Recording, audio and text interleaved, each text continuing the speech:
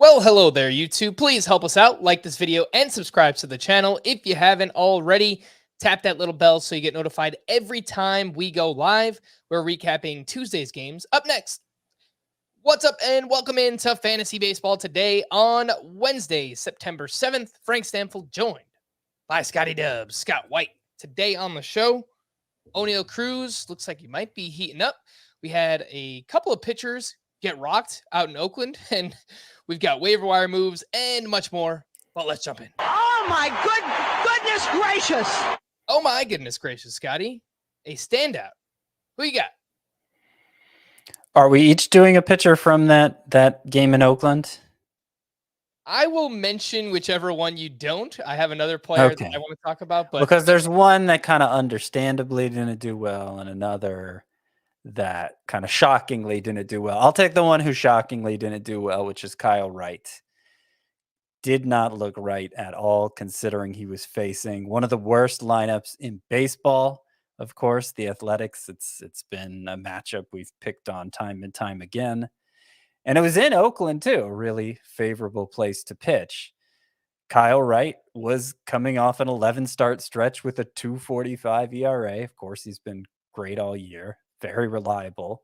Does he lead all of the majors in wins? I think he did. I think he does coming into this game. I think he has 16 or 17, something like that. Yeah. So, yep. Led the majors with 17 coming into this one. And fortunately, he was spared a loss, but he did not get a win because he allowed 8 earned runs in 4 innings to that Athletics lineup. Allowed 2 home runs, too, in that big ballpark. Very strange. And I think that's all it was. It was a very strange night. You know, his control seemed a little off. He walked 3, so that didn't, in those 4 innings, so that didn't help matters. But he had 12 swinging strikes on 75 pitches. That's certainly a good rate. The curveball velocity, which has been a key to his breakthrough this year, was nice and high, actually higher than usual. And, even during that 11-start stretch I mentioned where he had a 2.45 ERA, there was one pretty awful start against the Mets, but still a 6 earned run start. And then the other 10 starts during that stretch were great. So it happens. I mean, it's an awful time to happen.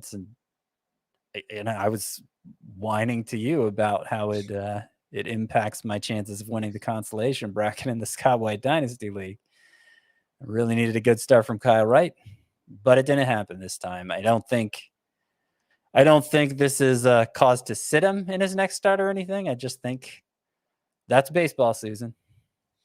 Yeah, I think so too. It was a rough outing for both pitchers in this one. Kyle Wright and Cole Irvin on the other side. We'll get to him in just a minute, but 4 home runs total hit in this game, 3 by the A's, 1 by the Braves. And watching that game, the ball was really flying there. I tweeted about it, and someone told me that it's really hot out in the Oakland area. So I guess, that might be cause for the ball flying as much as it did in this particular game. But nonetheless, it was a pretty rough start for Kyle Wright, who I started in a few head-to-head playoff matchups as well. So not great there, and not great for his counterpart, Cole Irvin, who gave up 9 earned runs on the other side over 4 2/3 innings pitched. He gave up 13 total base runners, 9 hits, 4 walks in this one, and over his last, let's see what we got here, 5 starts, Cole Irvin has allowed 24 earned runs over 29 innings pitched, and that amounts to a 7.45 ERA. Scotty's still 81% rostered, and his next 2 matchups, one this weekend. So, I mean, if you start him on a 2-start week, you're already locked in, but he's going up against the White Sox this weekend, and then next week, it looks like he's at the Houston Astros. So, I think Cole Irvin can be dropped. Yeah, I'd say the shine is worn off even with a favorable matchup next time against the White Sox. If you're in a daily lineup league, you could probably move on. His ERA has risen from 2.92 to 3.78 during that 5-start stretch. And of course, that's with little strikeout potential, bad supporting cast. I think a high 3s ERA, assuming it stays there, is not attractive enough. And basically right about the time I pointed out that Cole Irvin was magical at home, we were probably like more than halfway through the season, and he had yet to allow a home run there. Well, that's all gone out the window too. Obviously, this start was at home, allowing 9 earned runs. And 2 turns ago at home, he allowed 5 earned runs, 3 home runs between those 2 starts. So, yeah, I'd say Kyle Irvin has reached his expiration date for fantasy baseball purposes.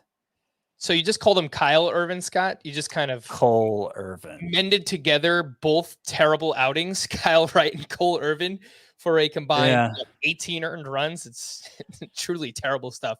You hate to see it this time of year, especially, again, in those head-to-head playoff matchups. So Cole Irvin, he can go. I've got a few not so great waiver wire pitchers, but we'll get to those a little bit later on, and whether or not we would drop Cole Irvin for any of them. I want to talk about Oneil Cruz, Scotty. Oh my goodness gracious, for me, he went 3 for 5 with a double, and he hit his 13th home run, one that I think still might be flying, Scott. I mean, line drives are not supposed to go that far. Like, it went all the way out. I've seen it may have still been rising as it cleared the bleachers in right field. And you know what's so crazy about that? So many of his home runs look that way, where it's an upper deck shot, but it doesn't look like it's even on its way down yet. It looks like it's just still going out, which is crazy for a lot of these hard hit balls, these home runs that Oneil Cruz is putting out right now. I've seen home runs clear PNC before, but nothing like that. I mean, that was just crazy stuff. Well, if you get a chance to see the clip of this, whether it's on Twitter or wherever else, like the sound this ball makes on the bat is just, it's a beautiful sound, that classic crack that just echoes throughout the stadium. And especially where the pitch was too, Scott, it's like down and in. Oneil Cruz's feet are all over the place. It looks like he didn't really even get a hold of it that well, and it still just went out in a hurry. It's crazy stuff. Over his last 12 games, Oneil Cruz is hitting 283, 4 homers, 10 RBI. His average exit velocity, and this is before Tuesday's action, 96 miles per hour. And he's elevating the ball better. So earlier on in the season, for a lot of the year, he had a ground ball rate up over 50%, which is not great for someone who we depend on for power. During this last 12-game stretch, 36% ground ball rate. The problem, the strikeouts are still really bad. Scott, 33%.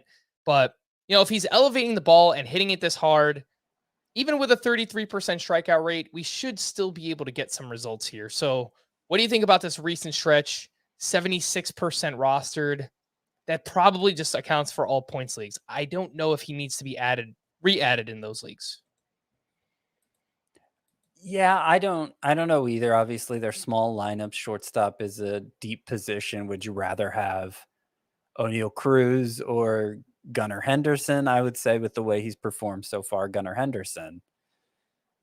But yeah, it's so enticing, the upside. And yeah, Aaron Judge, he's become a much better he's become much less afflicted by strikeouts at this stage of his career. But remember, the first 3 years of Aaron Judge's career, I'm bringing up Aaron Judge because that average exit velocity you gave for Oneil Cruz is basically Judge is the only other player on that level. And the first 3 years of Judge's career, he struck out more than 30% of the time in each of them. And the first full year of his career, he hit 52 home runs. So like I don't know that Oneil Cruz necessarily has to cut down on the strikeouts that much to be a massive contributor in fantasy. He needs to make better swing decisions overall, I'd say. Even on this home run, yeah, he wasn't swinging at the best pitch to swing at. And that's kind of to his credit too, right? Because if he can hit, if he doesn't need it right, right in his wheelhouse to do that much damage on it. We've seen it time and time again. A couple home runs in spring training even stand out. Then, yeah, I don't know that he needs to make the world's best swing decisions even. So I'm pretty bullish on Oneil Cruz from a long-term perspective, just because the talent is so in your face. But I still don't feel that great about starting him rest of this season, unless you're talking like a standard roto lineup where, extra middle infield spot and tons of hitters being started all around, then I think there's definitely a case to start Cruz. But even then, I don't think it's automatic. Yeah, I agree. Long term, I mean, the prospects, the upside of Oneil Cruz is just tremendous. But I wouldn't be surprised. It looks like he's starting to figure it out slowly here. So maybe he can have a monster final month here, and Yeah, definitely could. That will certainly drive his price up for next year in drafts as well. Scott, would you rather have Oneil Cruz or Nico Hoerner, who had a pretty good game himself here? He went 2 for 3 with a walk, 3 runs scored, and his 17th steal. He has slowed down a bit recently, but he's still hitting 283. He's got 8 homers. He's got those 17 steals. He's 69% rostered. So they're kind of in a similar roster range here. What do you think about Cruz versus Hoerner? Cruz. I got suckered in on Hoerner during his best month of the season, which was June. And he's been pretty forgettable since then. He's given you 10 steals since June ended. So that's not nothing, I guess, but basically nothing apart from that. Yeah. I think it's a floor versus ceiling kind of play here. And what obviously Cruz is being the ceiling, the upside play, and Hoerner is more of the safer floor kind of guy. But I'm with you. I would take Oneil Cruz as well. Let's take a look at some other waiver wire hitters here, Scotty, and 4 outfielders who stood out from Tuesday. I believe Tommy Pham was one of your sleeper hitters this week, so kudos to you, Scotty. And he had another home run here, 1 for 4 with his 16th homer in 31 games with the Red Sox. Now he is hitting 267 with 5 home runs and 23 runs scored. That is a 24 homer, 111 run pace over 150 games. Tommy Pham, 71% rostered. Joey Meneses went 2 for 4 with 2 more doubles. He is up to 50% rostered. Jake McCarthy, he just keeps on running. Honestly, the Diamondbacks are just running. In the second half, Jake McCarthy has 13 steals. That leads Major League Baseball. Second is Josh Rojas with 11. So the Diamondbacks just have the green light right now, and they're making the most of that. Jake McCarthy is 60% rostered. And then Randall Grichuk went 2 for 5 with a double dong. He's now up to 15 homers. And in the second half, he's hitting 318 with 6 home runs. The strikeout rate looking a little bit better. Hitting the ball hard, but a lot of it on the ground for Randall Grichuk. He is 53% rostered. Scott, how do you rank those 4? Pham, Meneses, McCarthy, and Randall Grichuk.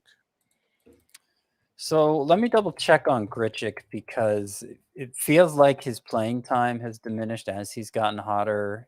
He sat out he was at least was out of the starting lineup for the 2 games prior to this one. Was it for any specific reason? It doesn't look like it. So the Rockies are mixing in younger options. They've basically stopped playing Connor Joe completely.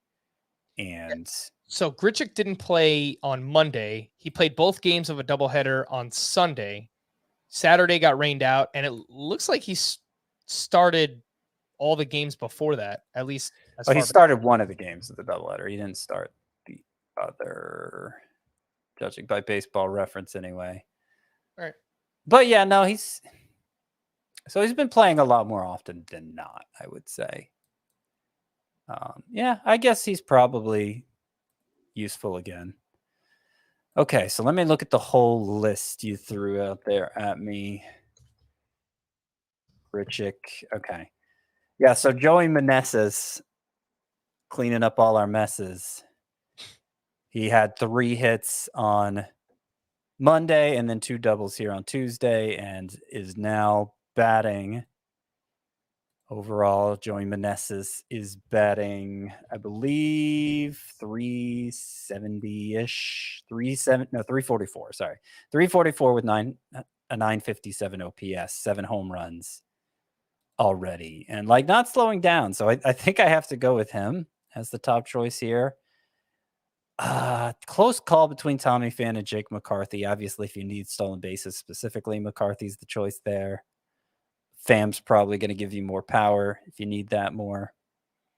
And Grichuk would be 4th. All right. Fair enough. We do have, the outfielders are emerging here, so you like to see that. We have a few first basemen as well. Well, we'll just start with Tristan Casas. He went 1 for 4, hit his first career home run. We spoke about him yesterday. He got called up by the Red Sox over the weekend. 39% rostered is Tristan Casas. And Scott, I believe you do your rankings update on Wednesday. Where do you foresee Casas kind of dropping in the first base ranks? Well, it's a tough position to break into. I do like Casas. The home run, he also struck out 3 times. Mhm. And hasn't done a lot yet. It was not it was a home run. I mean, I don't want to take it away from him and it's obsess about the StatCast data, but the data wasn't great on the home run, 96.7 miles per hour, 371 feet. It's not like he totally creamed the ball. So, still waiting to see something from Casas, I would say, as much as I like him. And sorry, trying to get my rankings open here so I can see exactly where he'd slot in. Throwing a lot of surprises at me today, Frank. I threw him at 31 for now, but that mid to late 20s range in the first base ranks, that looks about right. I'd go higher myself. Okay. I could get him inside the top 25. He would have to be behind guys like Vinny Pasquantino, Rowdy Tellez, which, the fact those guys are that low, how much I like Pasquantino, and Tellez has almost 30 home runs this year. So it shows you how deep first base is.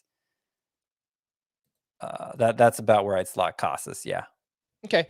Elihuris Montero has been playing for the Rockies recently. He went 2 for 3 with his 5th home run in just 37 games played. He strikes out a lot. He's got a 34% strikeout rate, but he hits the ball hard and he puts it in the air, which seems like it would work out very well in Coors Field. He's 15% rostered. Do you think that number needs to be higher, Scott? Elihuris Montero. No, not yet. Okay. Not yet. So, he's been pretty cold prior to this game. Yeah. More of just a corner infielder in deeper leagues for now.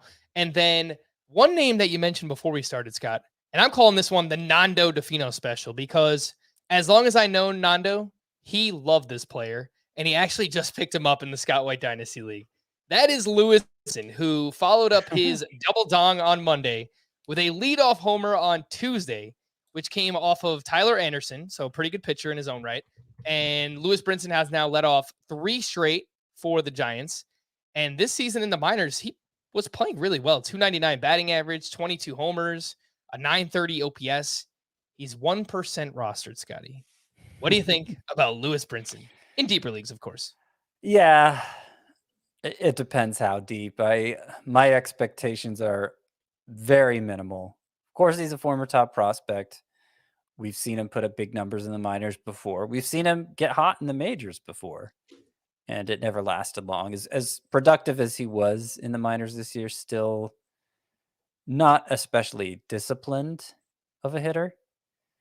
And I'm not ready to believe that anything's changed for him. Plus, on the Giants, I mean, you can't anticipate the playing time being that regular. But the Giants have been known to work their magic on these random hitters. So they have. He's a name to watch. Obviously the season's coming to a close, but if there's anything here, maybe he's just a name to remember for next season. But obviously NL only and very deep 5 outfielder leagues. Lewis Brinson, just a name for you. I'd go for somebody like Jose Siri, who's barely rostered. Yeah. Over somebody like Lewis Brinson. Just to give you an alternate name there. Yeah.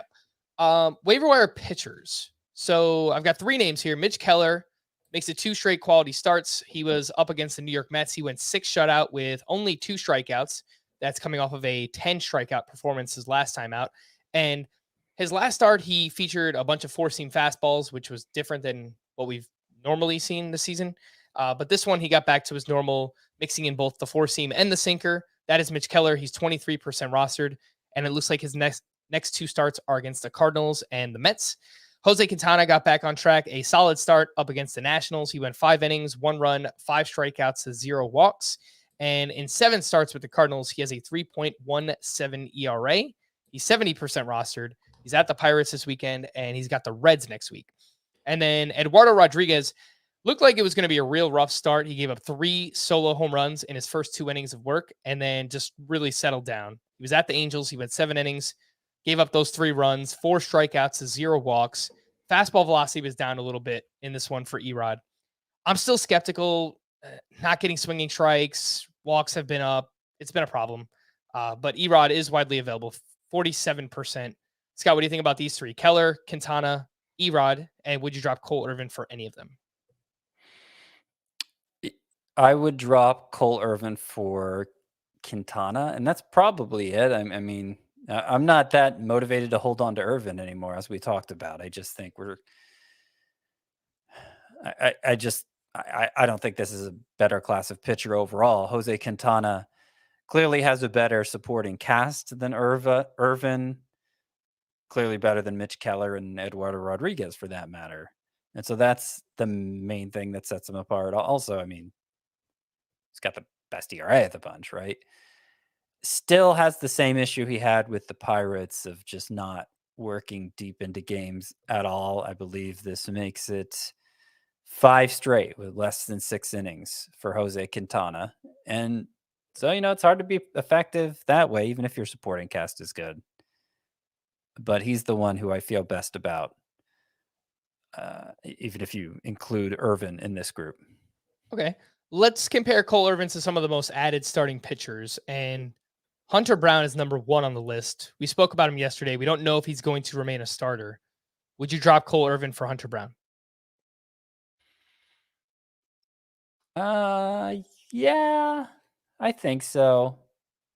If particularly if you're talking like a 12-team context, I'll take the shot on upside. Okay. Would you drop Cole Irvin for Trevor Rogers? Yes. Would you do it for Patrick Sandoval? Yes. Would you do it for Ryan Nelson? No, I got big questions about Nelson. Okay. And Ken Waldichuk, last one I'll give you. No. I mean, if Waldichuk lights the Braves up in his upcoming start, then it'll change, but haven't seen enough from him yet. I don't think that's very likely considering He's the not Braves. facing the Braves. All right, who's he facing? No. He is, but the Braves are really, really good against lefties. So Okay, right. I think it's probably not going to be a great start for good old Ken Waldichuk. Well, but if he is, that's what I'm saying. Like, Yeah, no, that's fair. Even more impressive that would be. Indeed, it would. All right, we do have a few pitchers duels I wanted to mention, Scotty. So let's do it. It's time to duel. Jesus Luzardo at Aaron Nola is first up here. Luzardo at the Phillies went 7 innings, 2 runs, 9 strikeouts in that one. He had 19 swinging strikes. Velocity was back up a little bit compared to where he was recently. And we did see more changeups and curveballs account for over 50% of Jesus Luzardo's pitches, which, Scott, we just love to see. More of the secondary stuff for Luzardo obviously is a good thing. And then Aaron Nola on the other side, he went 6 2/3, 1 run allowed, 10 strikeouts in that one. He had 16 swinging strikes on 97 pitches, and he lowers his ERA down to 3.35. Obviously has had a few hiccups recently. Anything on Nola or Luzardo? Yeah, nice rebound performance from Nola, as we were expecting. Luzardo, so, I mean, I was actually a little disappointed in the pitch selection for Luzardo because for the year, the curveball and changeup are his 2 most used pitches. And they were still... They're both behind the sinker in this one, so I think it could still stand to optimize it beyond what he did in this start. Though yes, the 4-seamer especially needs to go for him. You know what? The sinker actually gets hit harder. In any case, it got a good result against a tough lineup, even in spite of that. And looking at his numbers since returning from the IL in 7 starts, Jesus Luzardo has a 2.91 ERA, 0.92 WHIP, 8.5 strikeouts per 9 innings. You'd like the strikeouts to be higher, but even so, it's hard to complain too much. Frank, I got to complain for a second though, because in the Scott White Dynasty League, where I'm competing for the consolation bracket for the first pick in the minor league draft next year, I had 3 starts today.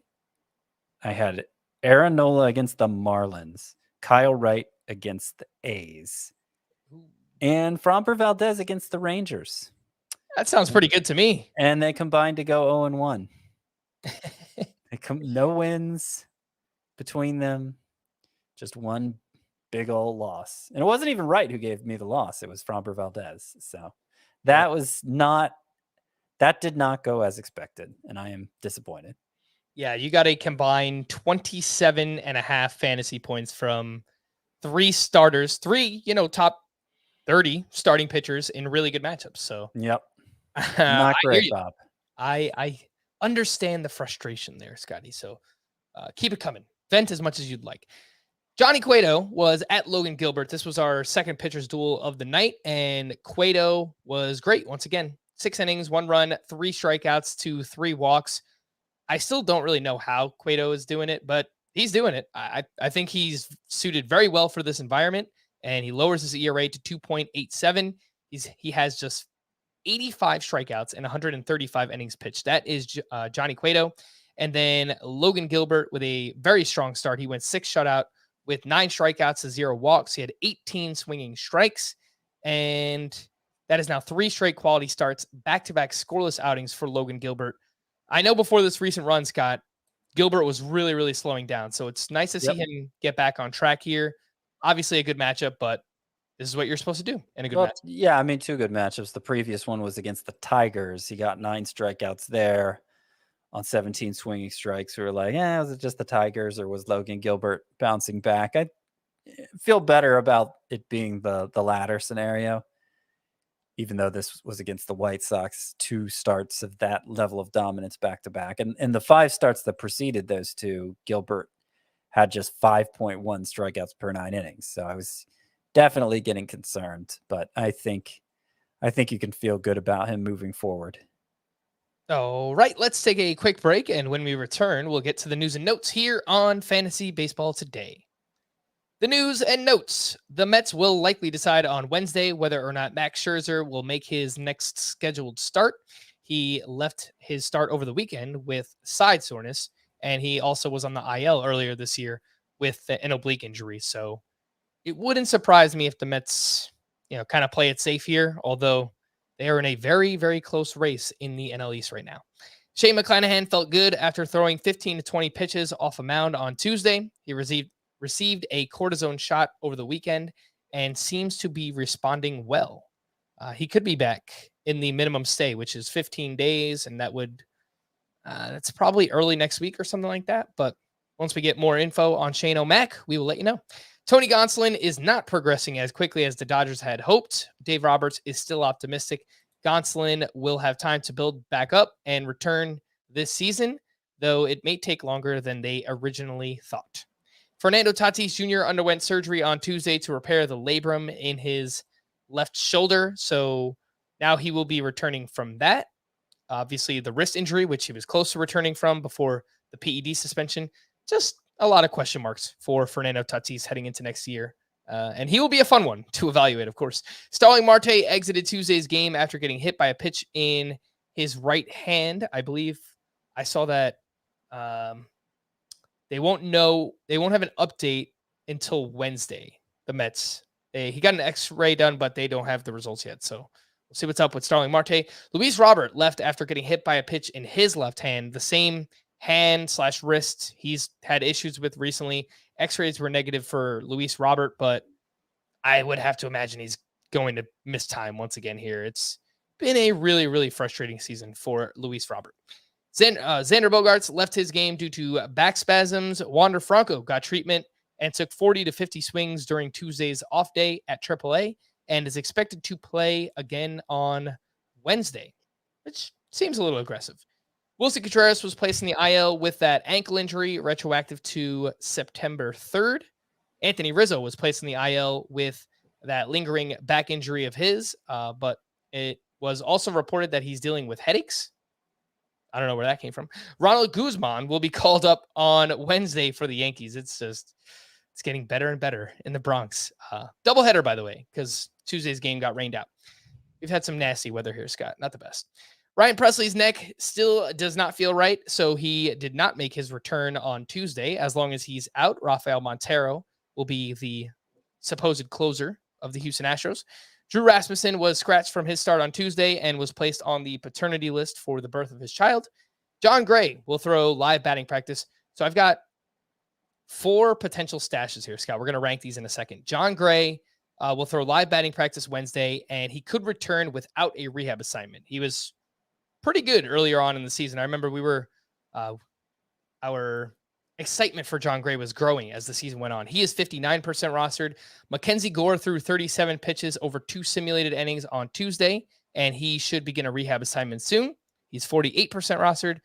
Braxton Garrett, we thought his season was over. He's dealing with a right oblique strain, but he will start up a rehab assignment at AAA on Wednesday, 25% rostered. And the last name here is Bailey Ober, scheduled to make his second rehab start on Tuesday at Single A. He's been out 3 months with a groin injury. 20% rostered is Bailey Ober. How do you rank those 4, Scott, in terms of stashing? John Gray, Mackenzie Gore, Braxton Garrett, Bailey Ober. I will go John Gray, distant number 1. Then Braxton Garrett, slightly ahead of Mackenzie Gore. And Bailey Ober, a distant 4th. Like I've no interest in stashing Bailey Ober except maybe in an AL only league. Okay. But the first 3, would you actually look at stashing them or just more so for deeper leagues? Oh, John Gray, definitely. Okay. I mean, I say definitely. It depends if your league offers IL spots or not. If it does, I imagine he's one of the better choices to stash at any position. Garrett and Gore, less of a priority. Ramon Laureano returned to the A's on Tuesday, and he is 42% rostered. Scott, where does he fit among that group of outfielders we mentioned earlier? Pham, Meneses, McCarthy, and Randall Grichuk. He fits 4th among that group after Meneses, and then Pham and McCarthy are basically even. And then Laureano would be 4th. All right. Franchi Cordero was placed on the IL with sprains on both sides of his right ankle and is expected to miss the rest of the season. Let's get into some pitching standouts here from Tuesday's action. Shane Bieber has now gone 7+ innings in 6 of his last 8 starts. He was at the Royals. He went 8 innings, 1 run, 7 strikeouts in that one. Coors Field, no issue for Brandon Woodruff. He was great. 7 innings, 1 run allowed, 5 strikeouts in that one. And in 13 starts since coming back from the IL, he has a 2.68 ERA and a 14% swinging strike rate. Framber Valdez, he did it. Kind of. He makes it 23 straight quality starts. He's 1 away from tying the single season record, which is set by Jacob deGrom. And Framber Valdez went 6 2/3. He gave up 4 runs, but only 2 of them were earned. So still a quality start here. Had 11 strikeouts, a season high 24 swinging strikes on 107 pitches. And he did that by fading his sinker a little bit, mixing in more secondary stuff, the curves, the changeups, the cutters. He had all of it, I guess, kind of working, at least from a strikeout perspective. Control was a little bit iffy here for Framber Valdez. Anything you'd like to add, Scott, on him, Woodruff, and Shane Bieber? So Shane Bieber's velocity was up a little bit in this start. I don't know if you mentioned that. It was, and we saw this from a couple turns ago too. He averaged 92.2 on his fastball in this start. Last year, he averaged a 92.8 on his fastball. So it wasn't all the way back up to last year, but it's kind of trending up here late in the year, which is a very encouraging sign, I think. He's talked about, there's been talk since the season started that Cleveland and Bieber himself thought he could get the velocity back with some mechanical tweaks, and maybe he'll be able to hit that harder in the off season, getting it right. And he's managed to have a great season in spite of it. But anytime the velocity is up for him, I like to see it. Scott, what's going on with Joe Musgrove? He was roughed up once again. This time he was at home against the Arizona Diamondbacks. He gave up 5 runs, 4 of those earned, over 4 1/3, 9 hits, 2 walks, 11 base runners in this one. His slider velocity was down 1.4 miles per hour. His curve was down 1.4 miles per hour. Now over his last 13 starts. So we're basically looking at half the season for Joe Musgrove. He has a 4.85 ERA during that time. Obviously, some really good starts mixed in there, but some pretty bad ones too. I mean, to have an ERA near 5 for more than half the season, it's, there's something going on here. So what do you think is what's up with Joe Musgrove? Yeah, some good starts during that stretch, as you said. He had just last time out, he had 11 strikeouts. So, seemed like hopefully he was trending the right direction. I think the main things are that early on this year, prior to that you cited, he was obviously overachieving.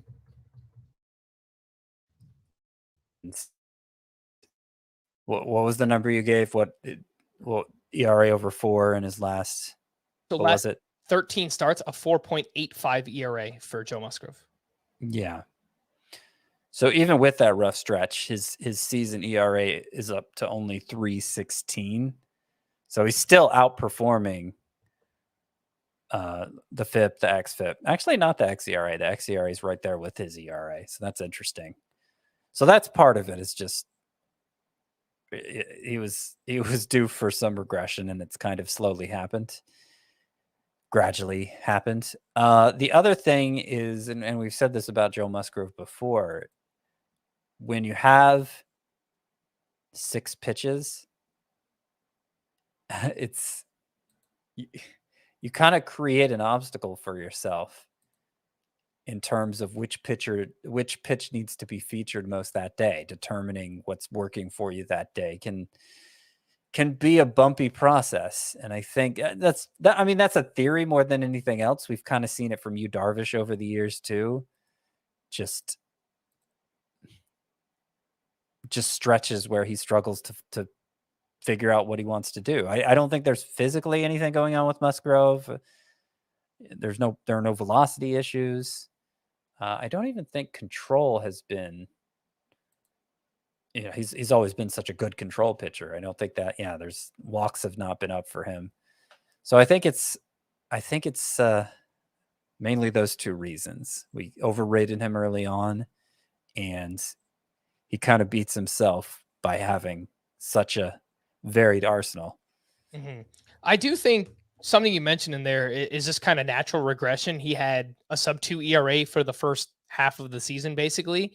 And you just see it. It's just in the margins. The swinging strike rate is down a little bit. The hard contact is up a bit. The home runs are up. The BABIP is up. So all of those things combined is how we get to this point for Joe Musgrove. I will point out, this is now 2 seasons in a row, Scott, where he has kind of faded in the second half of the year. So I don't know if it's hard to say that it's a trend, but I guess it could be. He could just be one of those pitchers that kind of tires as the season goes along. I thought maybe last year it was because we were coming off the short in 2020, but I don't know. Maybe this is just something we have to deal with when it comes to Joe Musgrove. Perhaps. All right, let's get into some hitting leftovers here from Tuesday's action. Randy Arozarena, this dude is just red hot right now. He went 3 for 4 with his 19th home run. Scott, did you see this homer? I did. Wait a second. I think maybe I did. Yeah. It like smashed a camera in the outfield. Yeah, I did see that. It was pretty cool. In the second half now, Arozarena is batting .301 with 7 homers, 8 steals in 41 games. That is a 25 homer, 29 steal pace over 150 games. It's been great. He has, and I'll point out for Randy Arozarena. So now he's batting .268 with a .461 slug. His expected stats, .236 batting average, .390 slug. So .268 is the actual batting average, .236 expected, .461 actual slug, .390 expected. Very similar to last year. I think we can ignore that going into next year, because that was part of the reason I think we all considered Randy Arozarena a preseason bust to some degree, Chris included, right? Like none of us were high. All of us were lower than the consensus on Randy Arozarena, and we've been proven wrong. Yeah, I never had him as a bust technically. I was just kind of neutral. Like earlier in the offseason, I liked him quite a bit, and then we do so many podcasts together. It's like the group think just kind of starts to seep in. But True.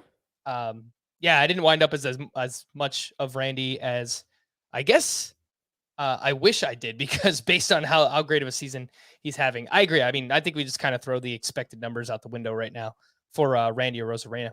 Bo Bichette went 4 for 5 with his 22nd home run. He added 4 runs scored and 2 RBIs. Now 2 massive games in a row for Bo Bichette. We could be looking at a big finish for him, which would help. I mean, obviously he's been a letdown for most of the season, but yeah, it looks like he is getting hot once again. That is Bo Bichette. Seiya Suzuki, Scott. We haven't talked about him in a while, and I just kind of want to get a read from you on his season, right? Like, how do we judge Seiya Suzuki's first year? He went 1 for 3 with 2 walks and his 11th home run. In 54 games since coming back from injury, he returned on July 4th. He's hitting 272 with 7 homers, 5 steals, a lot more contact, a 20% strikeout rate. Average exit velocity is fine, 89 miles per hour. Nothing crazy. He's hitting a lot of ground balls, 46% ground ball rate. But the pace, those pace numbers, 19 homers, 13 steals, over 150 games. It seems like he's made a conscious decision to make more contact, Scott. And I think as a result, it might be affecting his power. What do you think about Seiya Suzuki's first season? It's been disappointing, I would say. Is that trade-off worth it? I mean, probably. If he can be a 20 homer, 15 steal guy, obviously that's going to have some value. But I particularly after that first week, I think we were hoping the ceiling was higher than that even. And it's still a big if that he can sustain that over the full season. I mean, Chris Towers, if he was here, his logic would be, well, his numbers are what I can't remember exactly how Chris puts it, but I guess the full season stats are more indicative than the partial season stats, right? Mm-hmm. Just And basically you see what his numbers are. That's what I make of Seiya Suzuki's first season. He's 28 years old, and I feel like we've seen this. If there's a notable exception, then feel free to point it out. But players coming over from Japan, it's always their numbers always look great over there, and we're never really sure how that's going to translate. And usually we know right away how it's going to translate. It's not like there's this really awful first season where they're adjusting and then they figure it out. It's pretty much they are who they are right away. mm-hmm. I guess the biggest one that comes to mind is Ohtani, right? Like, he was good as soon as he came over, but now he's evolved into an MVP level player. Wow. I mean, he's pretty much just been great since he came over. Yeah, it's pretty much been great. There were playing time issues. He didn't start as much as he should have as a hitter at first. And then, of course, he had the Tommy John surgery, but he looked great as a pitcher prior to that. Mm-hmm. And he was younger than typical, too. Right. Yeah, Ohtani had a 925 OPS as a rookie, which I didn't even realize he was that good. But wow, yeah, he was awesome, and he still is. Kyle Tucker had 2 hits and 2 more steals. He is now up to 22 steals on the season. I don't know if any of us saw this level of speed coming for Kyle Tucker. They've been aggressive as a team this year, Scott. I know Altuve's stolen bases are back up this season as well. So good on the Astros. I mean, the only one is Alex Bregman. He's not running, but I think we can kind of put that behind him at this point. Kyle Tucker, I trust it. Christian Yelich hit his 12th home run, and it was a moonshot. 499-foot homer, hit the 3rd longest in the StatCast era. And post All-Star break for Yelich, he's hitting 278, 4 homers, 3 steals, hitting the ball really hard, Scott, but on the ground. 57% ground ball rate. And I think in this environment, if he puts the ball on the ground that much, then we're probably not going to see another big power output from Christian Yelich. Yeah, and putting the ball on the ground that much was a problem for him in his Marlins days too. He didn't become that MVP caliber player till he joined the Brewers.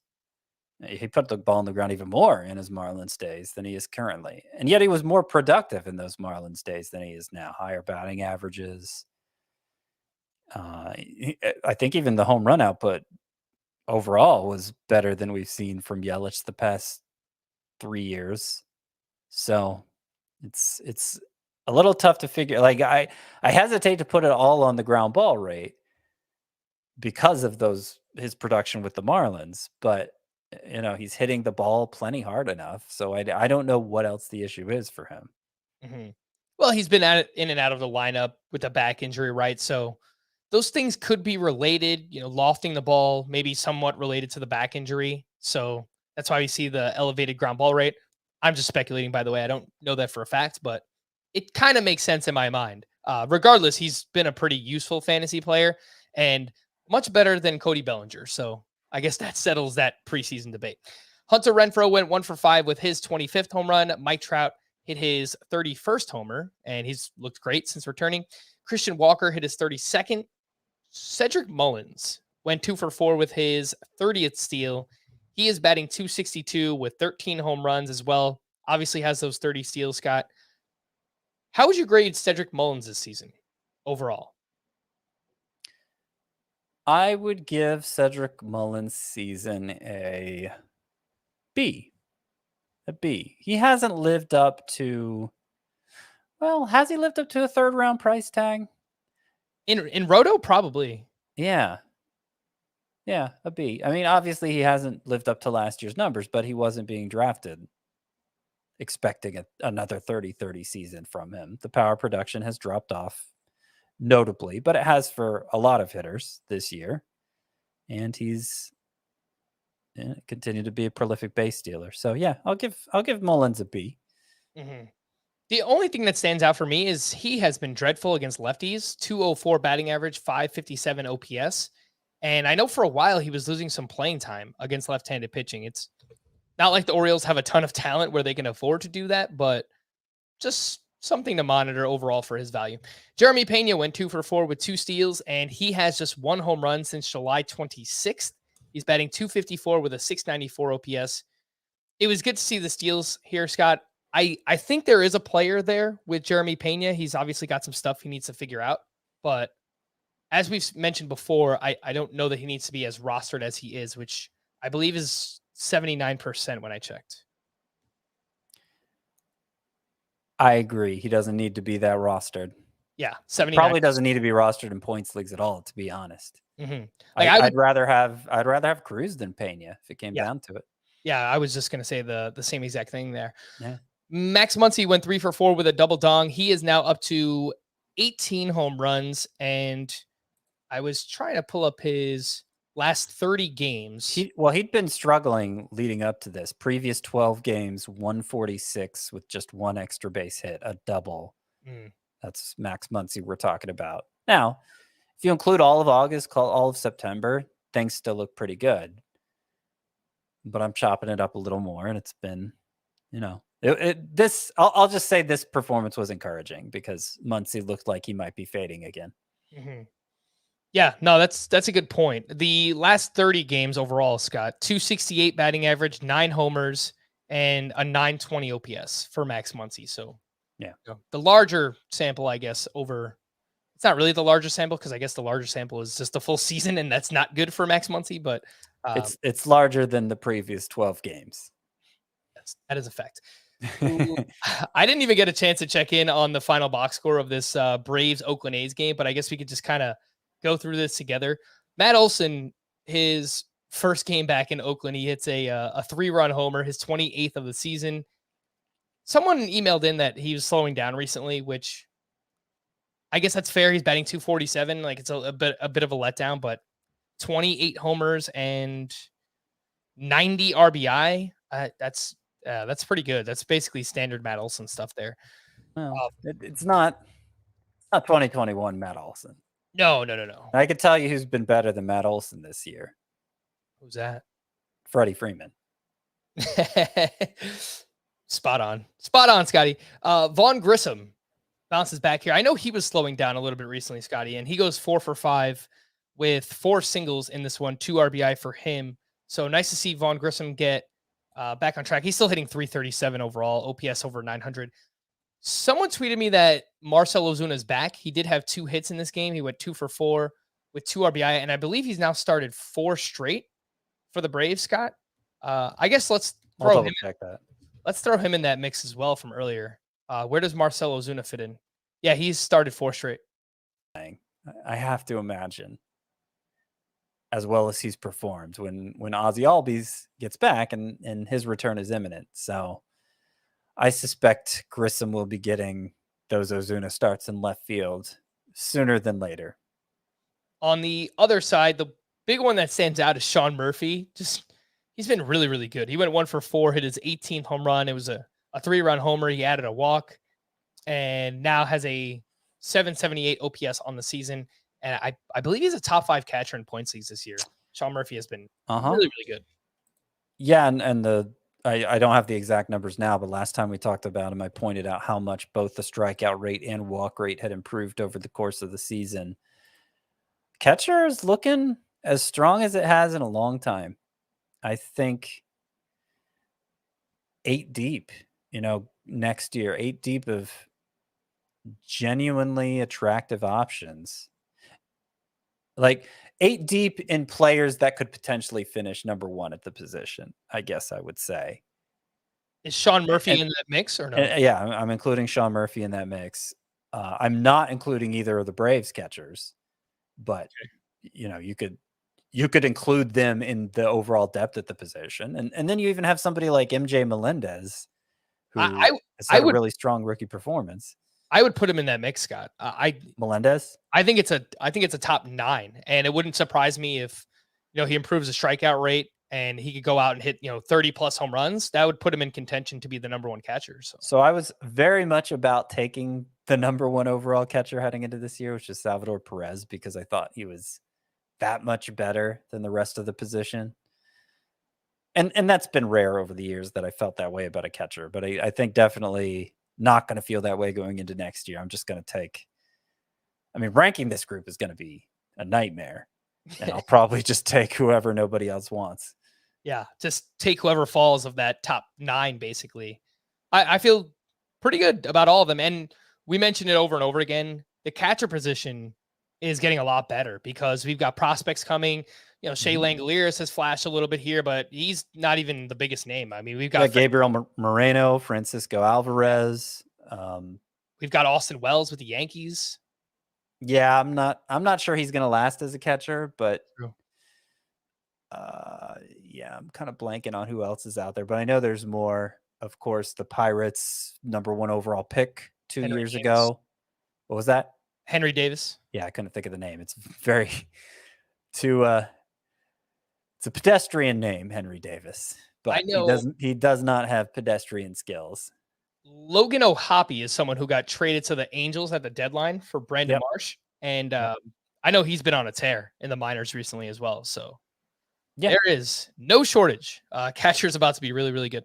Let's get into some bullpen updates, and we'll start with the Cardinals. Ryan Helsley gave up a hit and a walk, but picked up his 14th save. For the Guardians, after working 3 straight days, Emmanuel Clase was unavailable. James Karinchak struck out 2 for his 2nd save of the season. For the Orioles, Felix Bautista worked the final 2 innings. He gave up a run, but picked up his 12th save. For the Rangers, 1-run game. They go with Jose Leclerc, who picked up his 3rd save. Jonathan Hernandez last pitched on Sunday, so theoretically should have been available, but he did get beat up pretty bad last week. Scott, do you think this is indicative of what we might see moving forward with the Rangers? Jose Leclerc in for the save. Even before the save for Leclerc, I had a feeling they were leaning more toward him. He's gotten each of their last 2 now. And entering this game, Leclerc had a 3.11 ERA, 106 whip, nearly 10 strikeouts per 9 innings. So he has the numbers to back it up too. A guy who, not too many years ago looked like he was the long-term plan at closer. They even signed him to a long-term deal. But then there were some control issues, some health issues. He's looking good now, Jose Leclerc. So I feel safe swapping Jonathan Hernandez out for him in fantasy. And Leclerc is 3% rostered, so widely available for those who play in, deeper category leagues. For the Brewers, they took the lead in extras. They had a 1-run lead in the bottom of the 10th. Taylor Rogers came in. He proceeded to give up 4 runs, 3 earned runs, and took his 8th blown save and 7th loss of the season. For the Braves, Kenley Jansen picked up his 32nd save. For the Mariners, Paul Sewald picked up his 18th. For the Dodgers, Craig Kimbrell picked up his 22nd. And then for the Diamondbacks, Ian Kennedy came in with a 1-run lead. He gave up 2 runs and took his 6th blown save and 7th loss of the season. Do I have this right? Is Craig Kimbrell changed his closer entrance music to Let It Go? Or am I being fooled by an internet meme? The Frozen song? Yeah. I don't know. I hadn't seen anything about this. Let me see. So John Boy Media tweeted out a video of him entering to that, but I don't hear any crowd noise. So I'm wondering if I've been had. Yeah, I don't know. No, seems to be. No, this is legit. He enters to let it go now. Wow. I mean, Kingdom of Isolation, and it looks like he's the queen. in all the best closer entrances that have emerged recently, I mean, I've got to say, Let It Go for Craig Kimbrell. That's some top-notch stuff. John Smoltz used to enter to Dancing Queen, the ABBA song, but he didn't like that. That wasn't his choice. They just started playing it for him for some reason. That's pretty good, though. I like that. Have you seen Ryan Helsley's entrance with the Cardinals? No. I saw it for the first time today, and I tweeted out a picture of it. Well, I retweeted a picture of it. They shut out all the lights in the stadium, and they just put like flame on the big Titantron. Not Titantron, the big screen in the outfield, and he just like runs out to that. I think there's like some AC/DC playing in the background, but it looks pretty awesome. I'm a big fan of these crazy closer entrances going on recently. It's good. It's good for the game. To stream or not to stream, let's start with Wednesday. We've got Ken Waldichuk up against the Braves, Patrick Sandoval against the Tigers, Bailey Falter against the Marlins, Trevor Rogers at the Phillies, Domingo Germán versus the Twins, and Dean Kramer versus the Blue Jays. Well. I would say, who did I say yesterday when we were talking about Wednesday? Bailey Falter against Miami is my second choice to Patrick Sandoval against the Tigers. I agree. I don't even think I should read Thursday, Scott. I feel like you're just going to yell at me, but I'll do it anyway. There aren't many games, so no, I think there's only stands to reason there wouldn't be many streamable pitchers. Yeah, I mean, it is the opening game of the NFL season, so I would imagine most baseball teams don't really want to compete with that. On Thursday night, we've got Adrian Sampson against the Reds, Jacob Junis at the Giants. That's definitely not true because he pitches for the Giants. And then James Kirpillion versus the White Sox. Giants are facing the Brewers. The Brewers. Thursday. I think we just skip Thursday, huh? What do you say, Scott? Is it Caprillion? I thought I saw that Caprillion was out of the rotation. I saw that as well. And then I think I saw another update that said he's going to get another shot. Well, in any case, no. Let's not do any of those. Yes, get your streamers in on Wednesday. Yeah, 6 hours ago, James Kirpillion returns to the rotation. All right. Wow, efficient show there, Scotty. Good stuff. We're going to wrap there. For Scott, I am Frank. Thank you all for listening and watching Fantasy Baseball today. We'll be back again tomorrow. Bye-bye.